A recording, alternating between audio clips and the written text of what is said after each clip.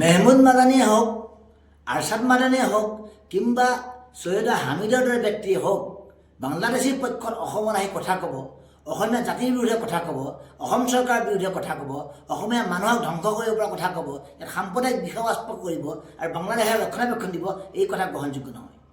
এনেধৰণৰ মানুহবিলাকক অসমত খুব নিষিদ্ধ ঘোষণা কৰিব লাগে আৰু অসমলৈ অহা তেওঁলোকৰ প্ৰৱেশটো বন্ধ কৰি দিব লাগে। অনুসূচিত যুৱস্থাৰ পৰিষদে এনেধৰণৰ মানুহবিলাকক কোনো কাৰণে গ্ৰহণ নকৰে।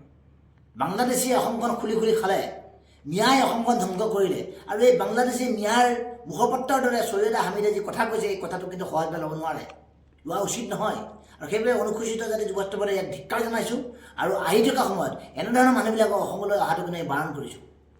গতিকে কোনোবাই যদি মৰসা কৰি অসম ধ্বংস কৰিব পৰা, অসমীয়া জাতি ধ্বংস কৰিব পৰা এনেধৰণৰ সাম্প্ৰদায়িক কথা বতৰা কৈ আছে, ইয়াক কিন্তু আমি সহজে ৰেহাই নিদিওঁ। গতিকে যিসকল অসমৰ বুদ্ধিজীৱী নামধাৰী, নাগৰিক নামধাৰী ব্যক্তিয়ে এনেধৰণৰ মানুহবিলাকক অসমলৈ মাতি আনিছে, মাতি আনি বাংলাদেশীৰ পক্ষত কথা কৈছে, এওঁলোকক কিন্তু সোধাই আহিব নালাগে। আৰু গতিকে এতিয়া দেখিছে অসমৰ চাৰিওফালে বাংলাদেশী বিপক্ষে কেনেকৈ জোৰদাৰ আন্দোলন চলিছে, জোৰদাৰ এটা প্ৰতিবাদ চলিছে। গতিকে আমাৰ মাটি বাৰী, আমাৰ বৃত্তি, কৃষিজীৱী, মৎস্যজীৱী সকলোবিলাক এতিয়া ধ্বংস কৰি দিলে বাংলাদেশী ন্যায়। এতিয়া গতিকে কি কাৰণে আমি এওঁলোকৰ কথা শুনিব লাগে? গতিকে অসম ধ্বংস কৰা সকলোবোৰ যিবোৰ আমাৰ লবি আছে, সকলো লবিকে মই ভাবোঁ যে নস্যাৎ কৰি দিব লাগে আৰু শেষ কৰি দিব লাগে। Stay informed, stay ahead. News NE 365.